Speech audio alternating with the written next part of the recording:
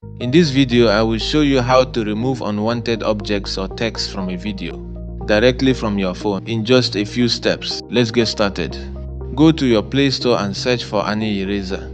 Open the app, then select Video Object Remover. Now, choose the video you want to edit.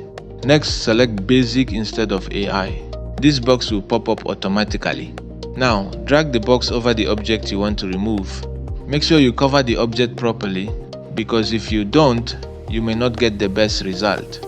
Now, tap the text at the top that you also want to remove. It will automatically give you a box, which you can adjust to fit the area you want to remove. When you're done, press Next. The app will process the video in a few seconds. And here is the result. As you can see, the video looks clean. I can't see the object or the text anymore. Now press Save to Video, and your edited video will be saved to your device. If you find this tutorial useful, follow or subscribe for more simple tech tips like this.